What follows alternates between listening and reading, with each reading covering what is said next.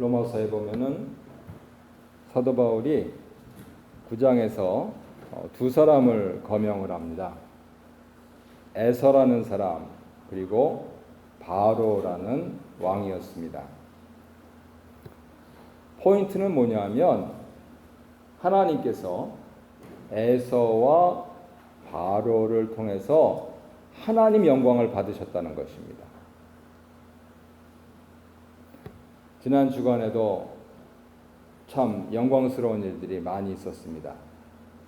우리 또 미사가에서 큰 행사 하는데 우리 권사님 따님이 그게 사회 보면서 아주 제가 그 관련 영상 봤는데 이게 한국 사람들 위상이 이렇게 높아졌구나 하는 부분들 알 수가 있었고요. 또 말씀드린 대로 새장막도 허락하시고 하는 일들도 있었고, 한편으로는 또 이제 여름에 이제 휴가 가실 준비도 착착 하시면서 목사님 저 7월 달에 없어요 이렇게 말씀하시는 분도 있으시고, 그래서 모든 부분들이 참 영광스럽게 되어가는 부분들, 그리고 바라는 것은 그러한 부분들이 하나님께 영광을 돌리는 걸로 그렇게 연결되기를 바라면서 기도를 드리는데요. 사도 바울이 얘기하는 것은 문제는 에서와 바로가 그 하나님께 영광 돌리는데 긍정적으로 사용되었느냐 부정적으로 사용되었느냐 하는 것이 포인트입니다. 로마서 9장입니다. 그래서 우리는 그걸 어려운 말로 이렇게 설명하는데 하나님의 sovereignty, 하나님의 주권, 그리고 그것에 대응하는 사람의 신앙적인 자유, 이렇게 표현합니다. 우리가 다시 예배 드린 다음에 주일을 살고 일주일을 살겠는데 자유스럽게 삽니다. 캐나다에 더구나 살기 때문에요. 그런데 거기에서 있는 모든 부분들이 하나도 우연히 지나가는 것이 아니라는 것입니다. 모든 것이 하나님의 섭리와 주권 속에서 이루어지고, 그 섭리와 주권 속에서 이루어지는 부분들은 우리가 당장은 알 수가 없지만 반드시 세상을 창조하시고 우리를 구원하시는 하나님이시기 때문에 우리에게 선한 길을 인도하시고 우리에게 참 좋은 것을 베풀어 주시는 하나님이시다는 게 성경이 말하는 겁니다. 문제는 사람이 자신에게 부여된 자유를 가지고 하나님 뜻에 맞게 하나님 말씀에 순종하느냐 안 하느냐에 딸려 있다는 것입니다. 그러면 에서와 바로는 부정적으로 하나님께 영광 돌리는데 들어갔는데 이분들은 순종을 안 했다는 거예요. 사도 바울의 포인트가 거기서 그겁니다. 오늘 우리가 솔로몬 왕의 이러한 기사를 보면서 이야, 세상에 이런 사람이 어디 있습니까? 지난주 봤습니다만 스바 여왕까지 찾아와 가지고요, 그 어마어마한 재물과 향신료, 그 당시에는 금보다도 비싼 거였습니다. 향품을 갖다 제공하고 너무 휘황찬란해서 정신이 혼돈하기까지 한 그러한 왕궁에서 살면서 더구나 성전까지 지어서 하나님께 영광을 돌린 분. 그러니 그 인생의 마지막까지 그렇게만 살아드렸다면 참 좋았을 텐데 하는 그 내용을 성경에서 이미 묵상을 했습니다. 그래서 오늘은 하나님께서 우리에게 자유를 주실 때는 우리에게 그만한 책임이 따른다 하는 이 점에 대해서 짧은 시간 살펴보도록 하겠습니다. 특별히 솔로몬 왕이 나오고 또 여로보암이 나오고 솔로몬이나 여로보암에 대해서 계속 하나님께서 말씀하시는 분이 다윗이 나옵니다. 그래서 이것을 크게 둘로 묶어서 화면에 보시듯이 사울과 솔로몬, 과연 이들은 어떠했길래 하는 부분들을 말씀을 드리고, 두 번째로 여로보암과 다윗. 그래서 결론적으로는 우리가 다윗의 길을 가야 되겠다 하는 점에 대해서 강조해서 말씀을 전하려고 합니다. 큰 은혜가 있으시기를 바랍니다. 첫 번째로 사울과 솔로몬에 대해서 살펴보면은요, 그 이 각각 40년씩 나라를 다스린 왕의 일대기를 전부 볼 수는 없는 것이고, 사울과 솔로몬의 공통점을 가만히 생각을 해보면은 이래서 이랬구나 하는 것을 발견할 수가 있습니다. 무엇보다도 사울하고 솔로몬은 자기 이전에는 없던 것을 이루어낸 사람이에요. 대단한 사람들입니다. 사울 이전에는 이스라엘에는 왕이 없었어요. 그런데 첫 번째 왕이 된 사람입니다. 재환이가 맞다 그러잖아요. 솔로몬은 사울 왕도 있었고 다윗 왕도 있었는데, 도대체 왕을 통해서 하나님이 영광스럽게 하는 것이 이렇다 하는 것을 보여준 사람이에요. 대단한 사람입니다. 더구나 사울 왕은 교만해가지고 그 끝을 우리가 알고 있는데, 솔로몬은 얼마나 겸손했는지, 나에게 이 백성들이 너무 많아서 내가 다스릴 수가 없고 나는 어리니 하나님 나에게 듣는 마음을 주십시오 하면서 부귀도 안 구하고 공명도 안 구하고 오직 백성들을 잘 섬길 수 있는 지혜만을 구했을 때, 하나님께서 네가 지혜를 구했으니 공명도 주고 부귀도 주리라 해서 전무후무한 왕이라면은 이 정도는 이렇게 표현할 수 있는 그것을 보여준 사람입니다. 사실은 이분들이 이전에 없었던 것을 할 수 있었던 이유를 굳이 찾으라 하면요, 초기에 고생한 거, 그거를 찾을 수가 있어요. 사울왕 같은 경우는 왕이 없는데 하나님이 사무엘 선지를 통해서 그를 왕으로 세우라 했는데 뭘 보셨겠습니까? 사울은 그저 칠척장신이었던 사람인 것 같아요. 그랬을 때 그렇게 기골이 장된데도 불구하고 그 마음이 얼마나 겸손한지, 왕으로 간택되었을 때 수레바퀴 뒤에 숨어가지고 나오질 않았던 그 정도로 겸손한 사람이었거든요. 그래가지고 사람들이 사울 어디서 듣도 보도 못한 잡놈이냐, 그 얘기를 성경이 해요. 우리가 흔히 얘기하잖아요. 요즘 세자를 줄여가지고 강대상에서 제가 속어를 쓸 수가 없어서 풀어서 말씀을 드렸습니다만, 솔로몬은 어떻습니까? 아버지 다윗 왕이 거의 이제 오늘 내일 하시는 그런 와중에서 이제 살아있는 마지막 왕자들 가운데 제일 아도니아가 자기가 마치 왕이 됐다 그래서 총사령관 불러들이고 비서실장 불러들이고 안보실장 불러들이고 그 다음에 모든 내각 대신 다 불러들이고 하면서 큰 잔치를 벌여서 이제는 목숨이 경각에 달렸다 할 그때의 구사일생으로 살아났단 말이에요. 그러니까 물론 그런 기도를 드렸겠죠. 문제는 이분들이 그렇게 해서 시작이 된 자신의 왕권, 자신의 왕좌를 끝까지 지키지 못했어요.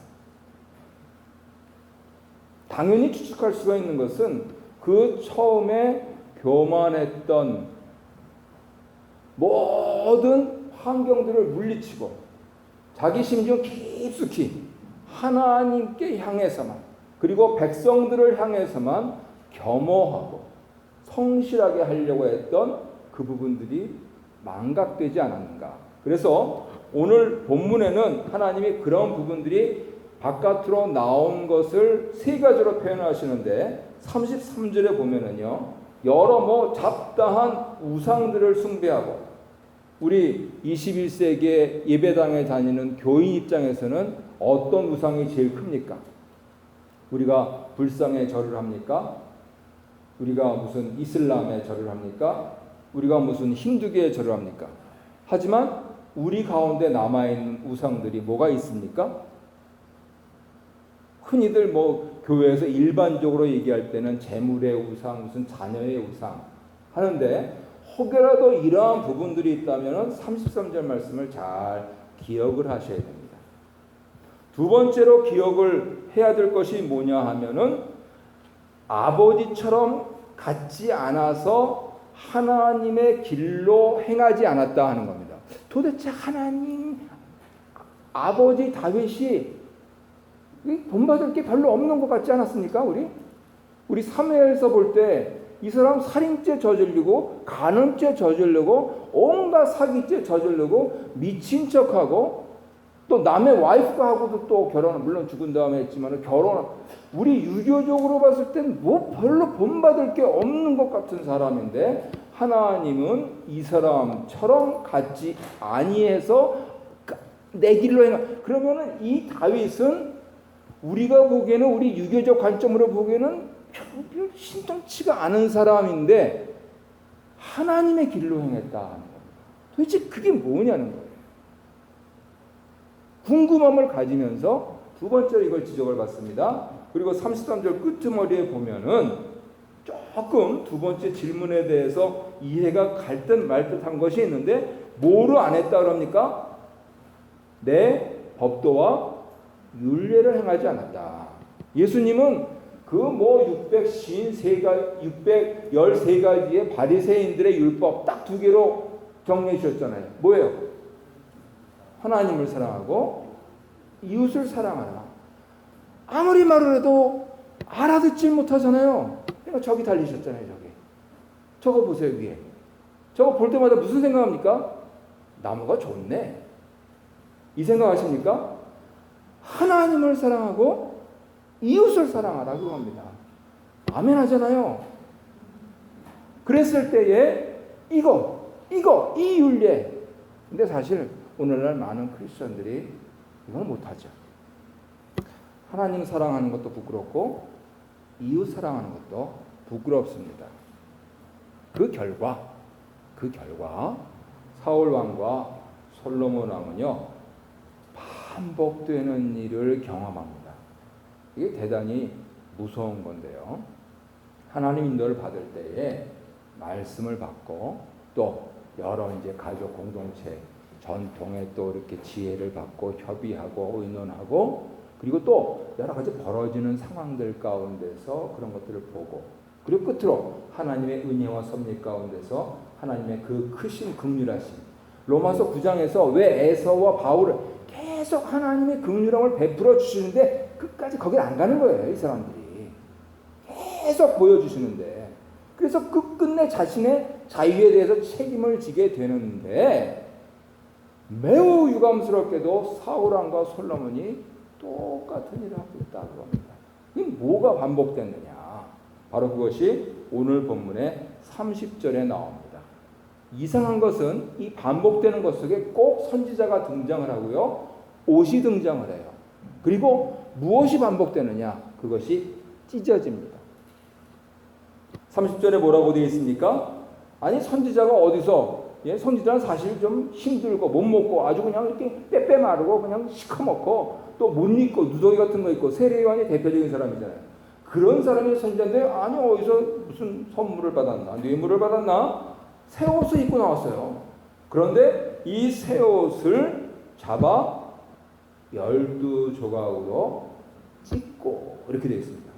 사울왕 때 이런 일이 있었습니까? 솔로몬이 듣는 마음을 구했지 않습니까? 하나님께서 들으시는데요. 백성들이 지가 좋아서 뛰노는 것을 들으시느냐 아니면은 하나님을 찬양하는 것을 들으시느냐 그랬을 때 출애굽기 때와 똑같이 백성들이 지가 좋아서 뛰노는 것을 하나님 들으신다는 그 표현이 나오는 아주 유명한 장입니다. 거기에서 그것을 왕으로서 자초한 사울에게 이제 하나님께서 벌을 내리시는데 27절, 28절 보겠습니다. 함께 읽겠습니다. 시작. 사무엘이 가려고 돌아설 때 사울이 그의 겉옷자락을 붙잡음에 찢어진지라. 사무엘이 그에게 이르되 여호와께서 오늘 이스라엘 나라를 왕에게 썼대요 왕보다 나은 왕의 이웃에게 주셨나이다. 사무엘상 15장 27, 28절 말씀처럼 사울과 솔로몬에게 이 일이 반복돼요. 선지자의 옷이 찢어져요. 그래서 그 다음에 오는 사람에게 이것이 전달이 되는 일들이 반복이 됩니다. 그러니까 지금 사실 우리 전임 대통령이 왜 이 공경을 당하고 있습니까? 일주일에 서너 번씩 나와서, 그죠? 왜 그렇습니까? 나라가 다 갈갈이 찢긴 거 아닙니까? 이 새 대통령도 굉장히 주의해야 되죠. 이제 3-7일 지나가지고 벌써부터 이렇게 그냥 이렇게 여야가 이렇다 하면서 으르렁으르렁 거리는 부분들, 그런 부분들이 애당초에 말씀한 대로 이렇게 잘 협치가 이루어져서 찢어지지 말아야 돼요. 합쳐야 돼요, 자꾸. 붙고 하면서. 이래야지 이게 나라가 되는 것처럼 하나님께서 매우 상징적으로 이것을 보여주셨습니다. 그래서 결국 이 사람들이 구체적으로 세 가지 잘못된 부분들을 지적을 받으면서 이런 현상이 일어나는 것을 통하여서 반복이 돼요. 결국은요, 이분들이 이전에 없던 일들을 하신 훌륭하신 분들이지만 다 당대로 끝나버립니다. 사랑하는 성도 여러분, 아무리 위대한 일이라도 당대로 끝나면요, 그냥 그겁니다. 역사에 남아야 됩니다. 기록에 남아야 되고요. 그리고 세대를 이어서 가야 됩니다. 당대로 끝나다 하면은 이게 헛돼 버리는 것이죠. 여러 가지 드릴 말씀들이 많이 있고 다소 이제 좀 철학적이며 정치적인 말씀을 드릴 수가 있겠지만, 특별히 사울왕과 솔로몬이 매우 위대한 이전에 없던 일을 했음에도 불구하고 그들이 놓친 것이 뭐냐면 바로 하나님께서 자신에게 주신 자신의 신하, 자신의 가족들과 함께 팀을 이루지 못했어요.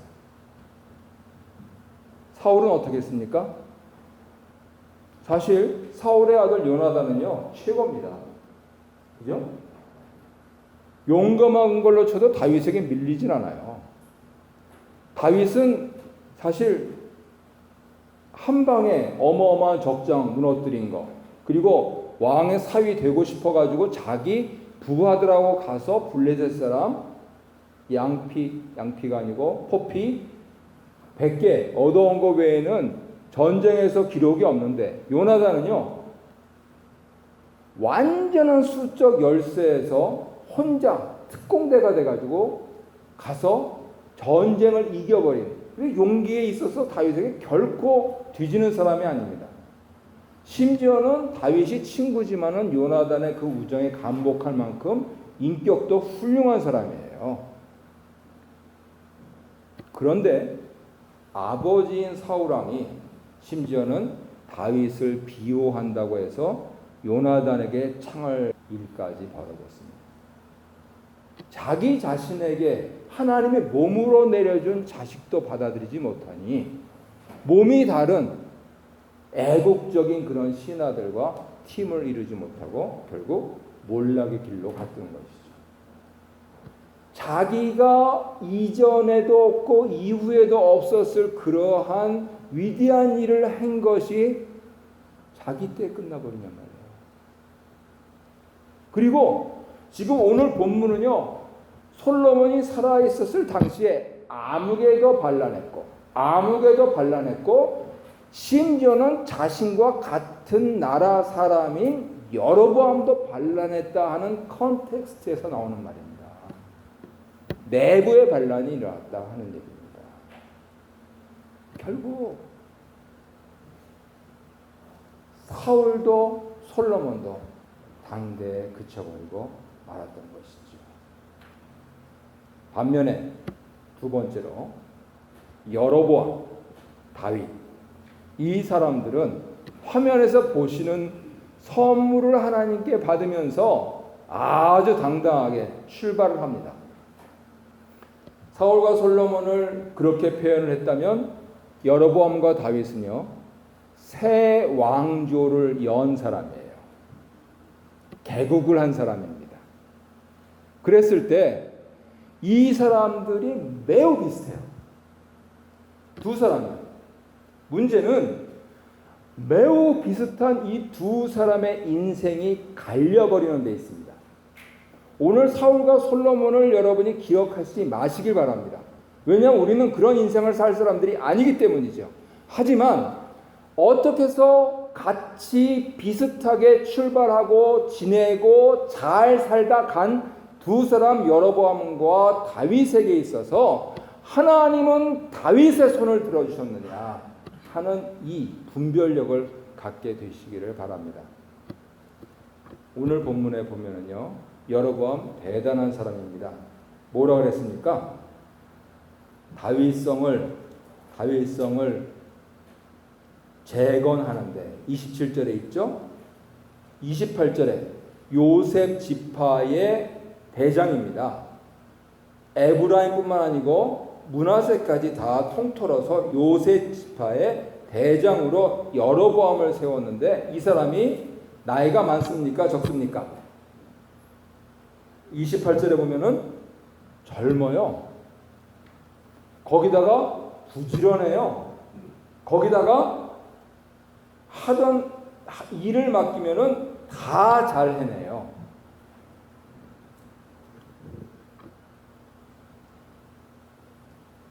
한 가지 다윗성이 재건되는 부분들을 고고학자들이 파내봤더니 자꾸만 무너져 가지고요, 자꾸만 재건하고 하는 일들이 주전 1300년부터 있어 왔던 걸로 그렇게 판명이 났습니다.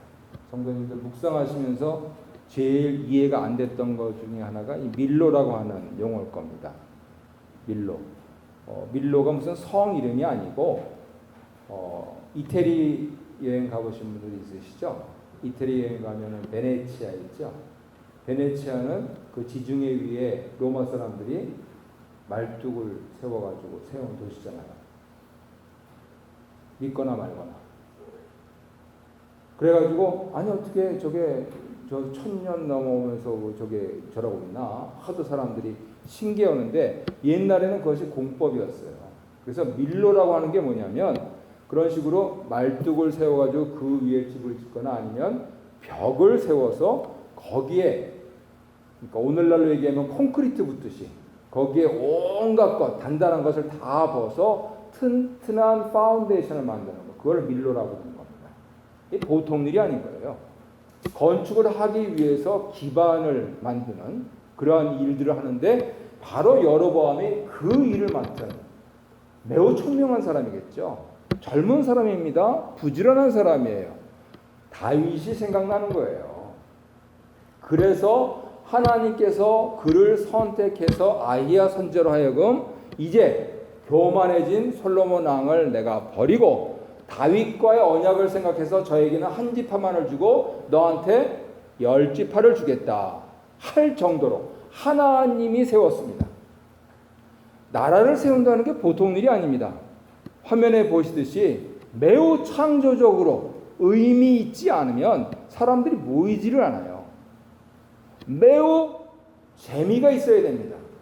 그래야 이런 부분들이 함께 우리들이 공동체다 하는 일들을 해나갈 수가 있는 것이죠. 여로보암은 다윗처럼 이거를 해낸 사람이에요. 대단한 사람입니다. 하지만 왕의 노여움을 받아서 마치 다윗이 블레셋에 가서 수염에 침을 흘리면서 미친 척을 했듯이 여로보암도 솔로몬 왕의 노여움을 사서 이집트로 도망해서 다윗은 13년 동안 다시 유대로 와서 방랑 생활을 하지만 여로보암은 돌아오지도 못하고 왕이 어느 정도로 그냥 무시무시하게 노여워했는지 돌아오지도 못하고 왕이 죽은 다음에야 망명을 끝내는 그 참 어려운 삶을 삽니다. 문제는 이렇게 해서 이 사람들이 새로운 왕조를 시작을 했는데 여로보암은요, 성도님들께서 바로 열왕기상 12장 그 다음 장 넘어가면 무슨 일을 하느냐, 하나님이 세우셨으니까 든든히 믿고 하나님만 믿고 모든 상황이 어려워지더라도 이렇게 쭉 가면 되는데, 다윗은 실제로 그랬죠. 하나님 시험 받았는데 13년 고생했죠. 거기다가 7년 동안 유대의 왕밖에 안 됐었죠. 20년을 기다렸어요. 그러면서 통일 왕국을 다스리게 됐는데 이 여로보암은 그거를 못합니다. 인내를 못해요. 그래서 막상 하나님 말씀대로 자신의 왕조가 세워졌지만 백성들이 예루살렘으로 내려가네. 왜요? 제사드리러. 유월절, 오순절, 초막절. 백성들이 우리는 모두 여호와의 백성인데 1월 1일은 설날이고 뭐 이러면서 전부 다 남쪽만 바라보고 있네요. 백성들이 여기는 종교 지도자가 없기 때문에 우리 아래 내려가서 제사장한테 좀 여쭤보자고, 그분은 우리하고 둔민이 있으니까 한번 좀 판별을 받아보자고 하면서 그 먼 여행, 지금 농사 짓기도 바빠 죽겠는데 먼 여행을 떠나네요. 그래서 그걸 싹 바꿔버립니다. 이것도 여호와다 하면서 송아지를 세우고요. 우리나라 달력은 이거다 하면서 북이스라엘의 새로운 달력을 만들어버리고요. 그리고 이 사람은 내가 임명한 제사장이다 하면서 새로운 제사장과 제사법을 만들어버립니다.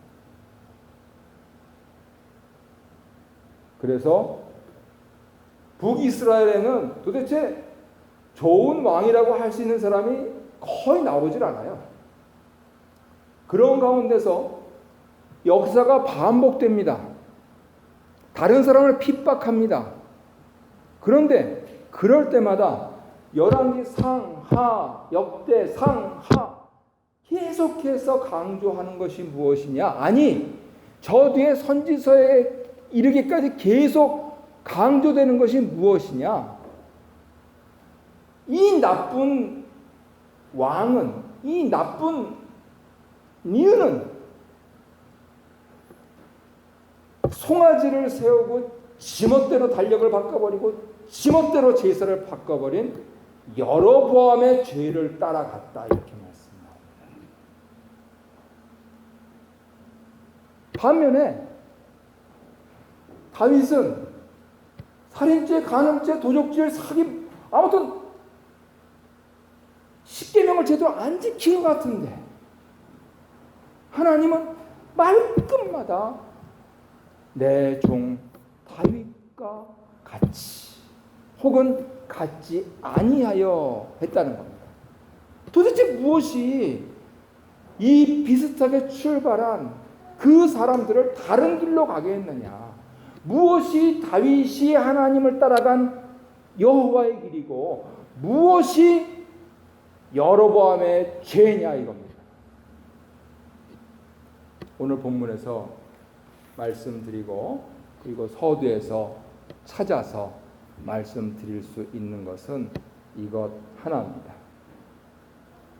그것이 무엇이냐면 하나님께서 여로보암에게 쭉 말씀을 하세요. 왕과의 관계, 또 하나님이 이렇게 계획을 세웠다. 네 마음대로 나라를 다스려라. 하지만 다윗처럼 해라. 이렇게 말씀하시면서 거기서 힌트가 나옵니다. 다윗은요, 아비라고 불려요. 다윗은 아비였습니다. 누구의 아비요? 솔로몬의 아비였습니다. 누구의 아비요? 이후에 나올 유다 나라 왕국의 왕들의 아비였습니다. 그 역사의식이 있는 거예요, 이 사람이.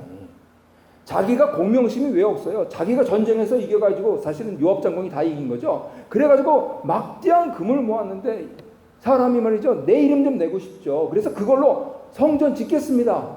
짓지 마. 너는 피 흘렸으니까 이 정도 모인 거죠. 짓겠습니다. 그러면서요. 나 같으면 지었을 것 같아요. 왜요? 내가 지었다 이거 얘기하려고. 근데 안 해요. 왜요? 하나님이 네 후손이 사무엘하 7장에서 약속하신 이 하나님과의 언약을 생각하면서 네 후손이 이렇게 할 것이다 하는 그 말씀만 믿는 거예요. 나 당대에 내 이름을 내는 것은 좋지만 그러나 하나님 약속의 근거에서 내 후손을 생각, 네 뒤를 이을 네 아들이 그 아들의 아들이 하면서 이 역사의식이 있는 겁니다. 바로 이 포인트가 어떻게 본문에서 변하는지 아십니까? 아비였던 다윗이 하나님의 종이 됩니다. 그래서 하나님께서는 여로보암에게 말씀하실 때 100% 내 종 다윗처럼만 해라 이렇게 말씀하세요. 아멘. 하나님의 종입니다. 자식의 종이 아니고 돈의 종이 아니고 하나님의 종이라는 것이죠. 이것이 신앙입니다. 비록 나는 십계명을 지켰다고 말할 수 없을 정도로 죄인이지만 그럼에도 불구하고 나를 택해서 나를 사용하시고 나에게 역사의식을 주시고 나에게 언약을 주시고 나에게 말씀을 주신 그 하나님이 계시기에 내가 있다는 겁니다. 철저하게 하나님의 종입니다. 그러니 죄를 지어서도 또 나와요. 술 먹어도 담배 펴도 또 나와요. 왜요? 주일이니까. 왜요? 하나님께 나갈 다른 길이 없는 거예요. 그냥 이 사람은 그냥 그게 포인트예요. 결국 우리가 신앙생활에서 승리하는 길은 여하이 내가 아비이며 어떻게 종이 되는가? 내가 어떤 사람들의 아비이며 하나님의 종이 되는가? 여기에 달려 있습니다. 말씀을 마무리하도록 하겠습니다. 사울과 솔로몬, 여로보암 이 사람들에게 없던 것 다윗에게 있었습니다. 그래서 다윗은 영세에 이르는 그 언약을 받아서 심지어는 사람으로서는 누릴 수 없는 영광을 받았습니다. 무엇입니까? 우리 예수님의 조상이 됐어요. 잘나서 된 게 아니에요. 어떤 의미에서는 못나서 됐습니다. 잘해서 된 게 아니에요. 어떤 의미에서는 못해서 됐습니다. 그런데 무엇이 달랐습니까? 바로 이 점을 사도 바울이 얘기를 하고 있는 거예요. 잘난 인생들아, 하나님의 긍휼을 찾아라. 당신들이 에서보다 낫습니까? 당신들이 바로 왕보다 낫습니까? 그 시대를 풍미한 당대 영웅들입니다. 당대 최고의 권력자입니다. 하지만 이들은 망했습니다. 왜요? 하나님의 긍휼, 하나님의 그 자비하심, 거기에 기대지 않고 다른 모든 세상 것을 쫓았기 때문입니다. 다윗은 여기에 기대서 하나님의 긍휼에 의지하여서 언약을 받고 새 왕조를 이루고 나아가서는 우리가 사랑하는 이 성경에 제발 다윗처럼만 해라 하는 그 말씀을 듣다 못해서 하나님의 아들이신 예수님의 조상으로까지 등재가 된 것이죠. 오는 주간에도 이 신앙으로 다른 거 다 빼고 잘했고 못했고 다 빼고 오직 하나님의 긍휼만을 구하시는 가운데 승리하시기를 예수님 이름으로 축복합니다.